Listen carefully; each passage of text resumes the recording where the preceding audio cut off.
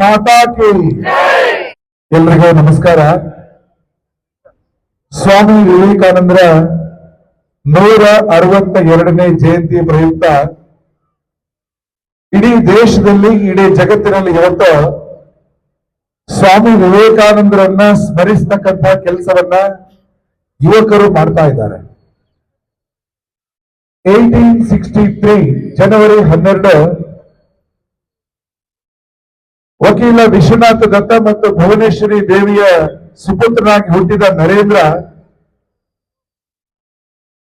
ಬೆಳೀತಾ ಬೆಳೀತಾ ಸಮಾಜವನ್ನ ನೋಡ್ತಾ ನೋಡ್ತಾ ತನ್ನ ಇಡೀ ಜೀವನವನ್ನ ಸಮಾಜಕ್ಕೆ ಮುಡಿಪಾಗಿಟ್ಟು ಇಡೀ ದೇಶವಾಸಿಗಳಿಗೆ ಪ್ರೇರಣೆ ಆಗಿರ್ತಕ್ಕಂಥ ಒಂದು ಮಹಾನ್ ವ್ಯಕ್ತಿತ್ವ. We remember Swami Vivekananda on his 162nd birth anniversary. 1985 Government of India declared that January 12 will be celebrated as National Youth Day. Vivekananda is an ever youth icon. His life, his thoughts, his legacy, his inspiration always been a guiding philosophy to us. ಅವರು ಬಾಳಿ ಬದುಕಿದ ಜೀವನದ ಉದ್ದಕ್ಕೂ ಕೂಡ ಅವರ ಜೀವನವೇ ಒಂದು ನಮಗೆ ಸಂದೇಶ. ಸಣ್ಣ ವಯಸ್ಸಿನಲ್ಲಿ ಬ್ರಿಟಿಷ್ ಎಜುಕೇಶನ್ ಸಿಸ್ಟಮ್ನ ಒಳಗಡೆ ಒಬ್ಬ ವಿದ್ಯಾರ್ಥಿಯಾಗಿ ಹೋಗಿದ್ರು ಕೂಡ ಐರ್ಲೆಂಡಿನ ಪ್ರೊಫೆಸರ್ ವಿಲಿಯಂ ಹೇಸ್ಟಿ ಮುಂತಾದ ವಿದ್ವಾಂಸರ ಮುಂದೆ ಭಾರತೀಯ ವಿಚಾರಗಳನ್ನ ಇಡ್ತಾ ಇಡ್ತಾ ಬೆಳೆದಂತಹ ಹುಡುಗ ಯಾವಾಗ ರಾಮಕೃಷ್ಣ ಪರಮಹಂಸರ ಸಂಪರ್ಕಕ್ಕೆ ಬರ್ತಾರೆ, ಆವಾಗ ಅವರ ಜೀವನದ ದಿಕ್ಕೇ ಬದಲಾಗುತ್ತೆ. ದೇಶಕ್ಕೋಸ್ಕರನೇ ಬದುಕಬೇಕು, ಸಮಾಜ, ಭಾರತೀಯತೆ, ವೇದಾಂತ, ಧರ್ಮ, ದರ್ಶನ, ಸಾಹಿತ್ಯ, ಭಗವದ್ಗೀತೆ, ಉಪನಿಷತ್ತು ಇದರ ಸಾರವನ್ನ ಜನರಿಗೆ ತಲುಪಿಸಲಿಕ್ಕೆ ಅವರು ಪ್ರಯತ್ನ ಮಾಡ್ತಾರೆ. 1888ನೇ ಇಸ್ವಿಯಲ್ಲಿ ಆಸ್ ಎ ವಾಂಡರಿಂಗ್ ಮಾಂಕ್, ಪರಿವ್ರಾಜಕರಾಗಿ ಕಲ್ಕತ್ತಾದಿಂದ ಹೊರಟ ಸ್ವಾಮಿ ವಿವೇಕಾನಂದರು ಇಡೀ ದೇಶವನ್ನ ಸಂಚಾರ ಮಾಡ್ತಾ ಜನರನ್ನ ಭೇಟಿ ಆಗ್ತಾ ಬರ್ತಾರೆ. ರಾಜರುಗಳನ್ನ, ವಿದ್ಯಾರ್ಥಿಗಳನ್ನ, ರೈತರನ್ನ, ವ್ಯಾಪಾರಿಗಳನ್ನ, ಕೂಲಿ ಕಾರ್ಮಿಕರನ್ನ, ಮಹಿಳೆಯರನ್ನ, ಮಕ್ಕಳನ್ನ, ವಿದ್ವಾಂಸರನ್ನ ಎಲ್ಲರನ್ನ ಭೇಟಿ ಮಾಡಿ ಸಮಾಜದ ಒಂದು ಸೋಷಿಯಲ್ ಕೊಹರೆನ್ಸ್ ಅದನ್ನ ಅರ್ಥ ಮಾಡ್ಕೊಳ್ತಾರೆ. 1863 ಅಮೆರಿಕದ ಶಿಕಾಗೋದಲ್ಲಿ ವರ್ಲ್ಡ್ ಪಾರ್ಲಿಮೆಂಟ್ ಆಫ್ ರಿಲಿಜನ್ಸ್ ಅಲ್ಲಿ ಭಾರತವನ್ನ, ಹಿಂದೂ ಧರ್ಮವನ್ನ ಪ್ರತಿನಿಧಿಸಿ ಭಾರತದ ಸನಾತನ ಸಂಸ್ಕೃತಿಯ ಆಶಯಗಳನ್ನ ಅಲ್ಲಿ ವ್ಯಕ್ತಪಡಿಸ್ತಾರೆ. My dears brothers of sisters ಅನ್ನುವ ಮಾತಿನೊಂದಿಗೆ ಪ್ರಾರಂಭವಾದ ಅವರ ಮಾತಿನಲ್ಲಿ ಭಾರತವನ್ನ ಅವರು ರೆಪ್ರೆಸೆಂಟ್ ಮಾಡ್ತಾರೆ. I thank you in the name of mother of all religions. I thank you in the name of most ancient order of monks and I thank you in the name of millions and millions of Hindu people of all class and sects ಅಂತ ಅವರ ಭಾಷಣ ಶುರು ಮಾಡಿ ಇಡೀ ದೇಶಕ್ಕೆ ಭಾರತದ ಪರಿಚಯವನ್ನು ಅವರು ಮಾಡಿಕೊಡ್ತಾರೆ. 4 ವರ್ಷಗಳ ಕಾಲ ಅಮೆರಿಕ ಮತ್ತು ಯುರೋಪ್ ಖಂಡಗಳಲ್ಲಿ ಪ್ರವಾಸ ಮಾಡ್ತಾರೆ. 1897 ಮರಳಿ ಭಾರತಕ್ಕೆ ಬರ್ತಾರೆ. ಕೊಲಂಬೋ ಟು ಉತ್ತರಾಖಂಡದ ಅಲ್ಮೋರ ತನಕ ಒಂದು ಭಾರತದ ಯಾತ್ರೆಯನ್ನ ಮಾಡ್ತಾರೆ. ಆ ಯಾತ್ರೆಯಲ್ಲಿ ಭಾರತೀಯರಿಗೆ ಭಾರತದ ಬಗ್ಗೆ ಅರಿವನ್ನ ಮೂಡಿಸ್ತಾರೆ. ಅವೇಕನಿಂಗ್ ಇಂಡಿಯನ್ಸ್ ಅಬೌಟ್ ಇಂಡಿಯಾ, ಅದು ವಿವೇಕಾನಂದರು ಮಾಡ್ತಾ ಹೋದ್ರು. ಆಗಿನ ಕಾಲದಲ್ಲಿ ಬ್ರಿಟಿಷರಿಗೆ ಒಳಗಾಗಿದ್ದಂತಹ ಭಾರತೀಯ ಸಮಾಜ ಬ್ರಿಟಿಷರು ಹೇಳ್ತಾ ಇದ್ದಂತಹ ಸುಳ್ಳುಗಳ, ಬ್ರಿಟಿಷರು ಹೇಳ್ತಾ ಇದ್ದಂತಹ ರಾಂಗ್ ನೆರೆಟಿವ್ಗಳಿಗೆ ಒಳಗಾಗಿತ್ತು. ಅವಾಗ ವಾಟ್ ಈಸ್ ಇಂಡಿಯಾ, ನಾವು ಯಾರು, ನಮ್ ಕರ್ತವ್ಯವೇನು ಅಂತ ನಮಗೆ ಹೇಳಿಕೊಟ್ಟದ್ದೇ ಸ್ವಾಮಿ ವಿವೇಕಾನಂದರು. 1897ರಿಂದ ಮೊದಲುಗೊಂಡವರ ಯಾತ್ರೆ 1902ನೇ ಇಸ್ವಿಯಲ್ಲಿ ಜುಲೈ 4ನೇ ತಾರೀಕು ಅವರು ತೀರ್ಕೊಳ್ಳೋ ತನಕ ಅದು ಮುಂದುವರಿಯುತ್ತೆ. ಆ ಸಂದರ್ಭದಲ್ಲಿ ಅವರು ಏನೆಲ್ಲ ನಮಗೆ ಪ್ರೇರಣೆ ಕೊಟ್ರು, ಯಾವೆಲ್ಲ ವಿಷಯದಲ್ಲಿ ಕ್ಲಾರಿಟಿ ಆಫ್ ಥಾಟ್ಸ್ ನಮಗೆ ಕೊಟ್ರು, ಅದಕ್ಕೋಸ್ಕರ ನಾವು ಅವ್ರನ್ನ ನೆನಪಿಸ್ತೀವಿ. ಎಜುಕೇಶನ್ ಗೆ ಬಂದಾಗ ಅವ್ರು ಹೇಳ್ತಾ ಇದ್ರು, education is the manifestation of perfection which is already existing in a man. Education is not about certificates. It is not about degrees. It is about our behavior in public. How you expose yourself to the society. How the society is respecting you with your ethos to the society back. ಹಾಗಾಗಿ education is not about some degrees or marks. It is all about manifestation of perfection. ವ್ಯಕ್ತಿತ್ವದ ಪ್ರಕಟೀಕರಣ ಅಂತ ಅವ್ರು ಹೇಳಿದ್ರು. ವ್ಯಕ್ತಿತ್ವ ಅಂದಾಗ when he said by education I mean character. ವ್ಯಕ್ತಿಗಳಿಗೆ character ಬೇಕು. Character ಅನ್ನೋ ಶಬ್ದವನ್ನ ಭಾರತದಲ್ಲಿ ಎರಡು ಶಬ್ದದಲ್ಲಿ ಕೇಳ್ತೀವಿ, ಚಾರಿತ್ರ್ಯ ಮತ್ತು ಶೀಲ. ಚಾರಿತ್ರ್ಯ ಅಂದ್ರೆ ಹೊರಗಡೆ ಸಮಾಜ ಏನು ಅಪೇಕ್ಷೆ ಪಡುತ್ತೆ ಆ ರೀತಿ ನಾವು ನಡ್ಕೊಂಡ್ರೆ ಅದನ್ನ ಚಾರಿತ್ರ್ಯ ಅಂತ ಕರಿತೀವಿ. Society will expect something, we behave accordingly. Traffic ಅಲ್ಲಿ ಕೆಂಪು ಲೈಟ್ ಬರುತ್ತೆ, ನಿಲ್ಲಿ ಅನ್ನುವ ಸೂಚನೆ, ನಾವು ನಿಲ್ತೀವಿ. ರಸ್ತೆಯಲ್ಲಿ ಎಡಗಡೆಗೆ ಹೋಗಬೇಕು ಡ್ರೈವಿಂಗ್ ಅಲ್ಲಿ ಅಂತ ಹೇಳ್ತಾರೆ, ನಾವು ಹೋಗ್ತೀವಿ. ಹೇಗೆ ಸೊಸೈಟಿ ಎಕ್ಸ್ಪೆಕ್ಟ್ ಮಾಡುತ್ತೆ ಆ ತರ ನಾವು ಬಿಹೇವ್ ಮಾಡ್ತಾ ಸಾಗುವಂತದ್ದು ಚಾರಿತ್ರ್ಯ. ಅದು ಬೇಕೇ ಬೇಕು, ನಾಗರಿಕ ಸಮಾಜದಲ್ಲಿ ಅದು ಬಹಳ ಅವಶ್ಯಕ. ಇನ್ನೊಂದು ಕಡೆಗೆ ಶೀಲ ಅಂತ ಇದೆ. ಸಮಾಜದಲ್ಲಿ ಯಾರು ಕೂಡ ನಮ್ಮನ್ನ ಮಾನಿಟರ್ ಮಾಡದೇ ಇರುವ ಸಂದರ್ಭದಲ್ಲಿ, no CCTV camera, no traffic police, no one to monitor you, how you behave, ಆವಾಗ ನಮ್ಮ ಒಳಗಡೆಯಿಂದ ಏನು ಬರುತ್ತೆ ಅದನ್ನ ಶೀಲ ಅಂತ ಕರೀತಾರೆ. ಹೊರಗಡೆ ಇದಕ್ಕೆ ನಾವು ನಮ್ಮನ್ನ ಜೋಡಿಸಿಕೊಳ್ಳೋದು ಚಾರಿತ್ರ್ಯ. ಯಾರೂ ಗಮನಿಸಿದಾಗ, ಯಾರೂ ನಮ್ಮನ್ನ ಮಾನಿಟರ್ ಮಾಡ್ತಾ ಇದ್ದಾಗ, ಯಾರು ಹೇಳುವವರು ಕೇಳುವವರಿಲ್ಲ, ಆಗಲೂ ನಾವು ನಿಯಮಗಳನ್ನ ಶಿಸ್ತನ್ನ ಪಾಲಿಸ್ತಾ ಇದ್ರೆ ಅದನ್ನ ಶೀಲ ಅಂತ ಕರೆದ್ರು.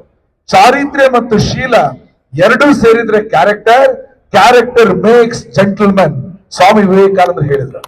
ಹಾಗಾಗಿ education is all about motivating this values within. ನಮ್ಮಲ್ಲಿ ಆ ಕ್ಯಾರೆಕ್ಟರ್ಗಳು ಬರಬೇಕು. He says character makes gentleman. ಒಬ್ಬ ಯೋಗ್ಯ ವ್ಯಕ್ತಿಯನ್ನು ಮಾಡುವಂಥದ್ದು ಕೈಯಲ್ಲಿ ಎಷ್ಟು ದುಡ್ಡಿದೆ ಅಂತ ಅಲ್ಲ, ಎಷ್ಟು ಆಸ್ತಿ ಪಾಸ್ತಿಗಳಿದೆ ಅಂತ ಅಲ್ಲ, ಸ್ವಭಾವದಿಂದ ಬರುತ್ತೆ. ಆ ಸ್ವಭಾವ ನಮ್ಮ ದೇಶಕ್ಕಿದೆ. ಅವ್ರು ಹೇಳ್ತಾ ಇದ್ರು, ಅಮೆರಿಕದ ಸ್ವಭಾವ ಈಸ್ ಆನ್ ಇಕಾನಮಿ, ಯುರೋಪಿನ ಸ್ವಭಾವ is on trade and commerce, ಎಲ್ಲದರಲ್ಲೂ ದುಡ್ಡು ವ್ಯಾಪಾರ ಅವರ ಸ್ವಭಾವ. ಆದ್ರೆ ಭಾರತದ ಸ್ವಭಾವ ಸಾಕ್ರಿಫೈಸ್ ಅಂಡ್ ರಿನೌನ್ಸಿಯೇಷನ್, ಸೇವೆ ಮತ್ತು ತ್ಯಾಗ. ಅದು ನಮ್ಮ ದೇಶದ ಸ್ವಭಾವ. ಯಾರಲ್ಲಿ ಇಲ್ಲ ಅವರಿಗೆ ಕೊಡುವಂಥದ್ದು. ಬಡ ಜನರ ಹಸಿವು, ಅವರಿಗೆ ಶಿಕ್ಷಣ, ಅವರಿಗೆ ಸುರಕ್ಷೆ, ಅವರಿಗೆ ಗೌರವ, ಅವರಿಗೆ ಡಿಗ್ನಿಟಿ ಎಲ್ಲವನ್ನು ಕೊಡೋದು ನಮ್ಮ ಸಮಾಜದ ಲಕ್ಷಣ ಅಂತ ಸ್ವಾಮಿ ವಿವೇಕಾನಂದ ಹೇಳ್ತಾ ಇದ್ರು. ಆ ರೀತಿ ನಮ್ಮ ಸಮಾಜಕ್ಕೆ ಬೇಕಾದ ಎಲ್ಲ ವಿಚಾರಗಳನ್ನ ಕೊಟ್ಟವರು ಸ್ವಾಮಿ ವಿವೇಕಾನಂದರು. ಹಲವು ರೀತಿಯಲ್ಲಿ they alone live who lives for others, the rest are more dead than alive. ಅವರು ಒಂದು ಪತ್ರವನ್ನ ಮೈಸೂರಿನ ಮಹಾರಾಜರಿಗೆ ಥ್ಯಾಂಕ್ಸ್ ಗಿವಿಂಗ್ ಬರೆದಾಗ ಅದರ ಕೊನೆಯಲ್ಲಿ ಉದ್ಧರಿಸಿದಂತ ಮಾತು, ಇನ್ನೊಬ್ಬರಿಗೋಸ್ಕರ ಬದುಕುವವನೇ ನಿಜವಾಗಿಯೂ ಬದುಕುವವನು, ಇಲ್ದಿದ್ರೆ ಬದುಕಿಯೂ ಸತ್ತಂತೆ. ಹಾಗಾಗಿ ನಮ್ಮ ಜೀವನದಲ್ಲಿ ಇನ್ನೊಬ್ಬರು, ಅಕ್ಕಪಕ್ಕದವರು, the neighbours, the downtrodden, ಸ್ವಭಾವದಲ್ಲಿ ಅನೇಕ ಕಾರಣಕ್ಕೋಸ್ಕರ ವಂಚಿತರಾದವರು, ಪೀಡಿತರಾದವರು, ಅಭಾವಗ್ರಸ್ತರಾದವರು ನಮ್ಮ ಸೊಸೈಟಿಯಲ್ಲಿ ಸಾಕಷ್ಟು ದೊಡ್ಡ ಪ್ರಮಾಣದಲ್ಲಿದ್ದಾರೆ. ಅವರ ಬಗ್ಗೆ ಯೋಚನೆ ಮಾಡಿ. ದರಿದ್ರ ದೇವೋಭವ ಅವರ ಮಾತು. ಹಾಗಾಗಿ ಥಿಂಕಿಂಗ್ ಫಾರ್ ದಿ ಸೊಸೈಟಿ ಅದು ಒಬ್ಬ ಯುವಕನ ಸ್ವಭಾವ ಆಗ್ಬೇಕು ಅಂತ ವಿವೇಕಾನಂದ ಹೇಳ್ತಾ ಇದ್ರು. ಹೀಗೆ ಹಲವಾರು ವಿಷಯಗಳನ್ನ ಹಲವಾರು ವೇದಿಕೆಗಳಲ್ಲಿ ಹಲವಾರು ಸಂದರ್ಭದಲ್ಲಿ ಯುವಕರಿಗೋಸ್ಕರ ಹೇಳಿ ಭಾರತವನ್ನ ಜಗತ್ತಿನ ಒಂದು ಅತಿ ದೊಡ್ಡ ದೇಶವಾಗಿ, ಸಾರ್ವಭೌಮ ಅಖಂಡ ದೇಶವಾಗಿ, ಜಗತ್ತಿನಲ್ಲಿ ಭಾರತ ಒಂದು ಗೌರವಶಾಲಿ ದೇಶವಾಗಿ ಮೂಡಿ ಬರಬೇಕನ್ನುವಂಥದ್ದೇ ವಿವೇಕಾನಂದರ ಆಶಯ ಆಗಿತ್ತು. ಒಮ್ಮೆ ಮದ್ರಾಸಲ್ಲಿ ಒಬ್ಬ ಯುವಕ ಸ್ವಾಮಿ ವಿವೇಕಾನಂದರಿಗೆ ಪ್ರಶ್ನೆ ಕೇಳ್ತಾನೆ. 1897 ನ ಟೈಮ್ ಅದ.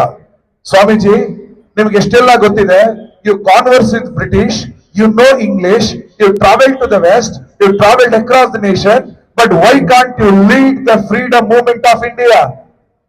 Why are just speaking and going? Why can't you take the lead ಅಂತ ಕೇಳ್ತಾರೆ. ಆವಾಗ ವಿವೇಕಾನಂದರು ಹೇಳಿದ್ರು, do you want freedom? ನಿನಗೆ ಸ್ವಾತಂತ್ರ್ಯ ಬೇಕಾ? I will get you the freedom by dawn. ನಾಳೆ ಬೆಳಿಗ್ಗೆ ಸೂರ್ಯೋದಯದಿಂದ ಮುಂಚೆ ಸ್ವಾತಂತ್ರ್ಯವನ್ನು ತಂದ್ಕೊಡ್ತೀನಿ. Give me 100 youth. 100 ಯುವಕರನ್ನ ಕೊಡಿ. The youth with the nerves of steel, the muscles of iron. ಆ ರೀತಿಯ ಯುವಕರು ನಮಗೆ ಕೊಡಿ. And the will power like thunder, ಸಿಡಿಲ್ನಂತಹ ಇಚ್ಛಾಶಕ್ತಿಯ 100 ಯುವಕರನ್ನ ಕೊಡಿ. I will get you the freedom. ಆ ಯುವಕರಿಗೆ ಸಿಗಲೇ ಇಲ್ಲ. ಅವ್ರು ಹೇಳಿದ್ರು, ಮಗು ಬೇಜಾರು ಮಾಡಬೇಡ, we will get the freedom, I will get you the freedom by dawn. But where are the men to digest the freedom? ಇವತ್ತು ಸ್ವಾತಂತ್ರ್ಯ ಸಿಕ್ಕಿದ್ರೆ ನಮ್ಮ ಸೊಸೈಟಿ ಯಾವ ರೀತಿ ಅದನ್ನ ಡೈಜೆಸ್ಟ್ ಮಾಡ್ಕೊಳ್ಬಹುದು? Society is not organized. You are fighting in the name of caste. You are fighting in the name of language. You are fighting for something or other. We create each day a topic to invent for fighting. ಆ ರೀತಿ ಆಗಬಾರ್ದು. We should be united. We need a Bharat which is new. A new India is required. A new India which will emerge from cobbler's thread. ಪಾದ ರಕ್ಷೆಗಳನ್ನ ಹೊಲಿತಕ್ಕಂಥ ಚಮ್ಮಾರ, ಆತನ ನೂಲು, ಅದಕ್ಕೆ ಬೆಲೆ ಬರಬೇಕು. The new India will emerge from farmers flow. ರೈತನ ನೇಗಿಲಿಗೆ value ಬರಬೇಕು. The new India will emerge from fishermen's net. ಈ ರೀತಿ ಜನ ಸಾಮಾನ್ಯರ ಜೀವನದಲ್ಲಿ ಗೌರವ ಸಿಕ್ಕಿದಾಗ ನ್ಯೂ ಇಂಡಿಯಾ, ನವ ಭಾರತ ಬರುತ್ತೆ ಅಂತ ಹೇಳಿದ್ರು. Friends, we are in 2025. We have came across a lengthy days of independence. ಆದ್ರೂ ಕೂಡ ಇವತ್ತು we need an India of Swami Vivekananda's vision. An India which is united. ಏಕತೆಯ ಭಾರತ ಬೇಕು. An India which is dignified. ಗೌರವಶಾಲಿ Bharat, ಎಲ್ಲರಿಗೂ ಗೌರವ ಸಿಗುವ ಭಾರತ ಬೇಕು. An India which is secured. ಸುರಕ್ಷಿತ ಭಾರತ ಬೇಕು. Sea, sky, space should be secured. We need an India which is prosperous economically, adhyatmikavagi, spiritually. By all means, we need an India which is prosperous. That India is called Vikasit Bharat. For that Vikasit Bharat, all of us will pledge for working for the society, thinking for the society. I appreciate in this early morning all of you gathered here to celebrate Swami Vivekananda's 162nd birth anniversary with his convictions message, be good and do good. Let us be good in our personal life and let us do good for the society. So I'll say once, I request you to chant. I'll say be good, you will say do good. Be good. Do good. Be good. Do good. Be good. Do good. ಧನ್ಯವಾದ. ಧನ್ಯವಾದ Rajesh G. ಈಗ Nagendra Kamath G ಅವರು ರಾಷ್ಟ್ರದಾನ ಸಂಸ್ಥೆ ಬಗ್ಗೆ ಒಂದೆರಡು ಮಾತು ಹೇಳಬೇಕು ಅಂತ ಕೇಳ್ತೀನಿ. ಹರಿ ಓಂ. ಹರಿ ಓಂ. ಹರಿ ಓಂ. ಹರಿ ಓಂ. ಹರಿ ಓಂ. ನಮ್ಗೆ ಜೋಶ್ ಬರ್ಬೇಕಿದ್ರೆ ಒಂದು ಸ್ಲೋಗನ್ ಇರಬೇಕು. That is Hari Om. Once again Hari Om. ವೇದಿಕೆ ಮೇಲೆ ಉಪಸ್ಥಿತರಿರುವ ಹಿರಿಯರೇ ಮತ್ತು ಉತ್ಸಾಹಿ ತರುಣ ತರುಣಿಯರೇ, ಸ್ವಸ್ಥ ವ್ಯಕ್ತಿ. ಸ್ವಸ್ಥ ವ್ಯಕ್ತಿ ಅಂದ್ರೆ ಸ್ವಸ್ಥ ದೇಹ, ಮನಸ್ಸು, ಭಾವನೆಗಳು ಇರಲೇಬೇಕು. ಅದಕ್ಕೆ ಹೊರತಾಗಿ ಒಂದು ವಿಶೇಷವಾದ ಅವನ ಚಿಂತನೆ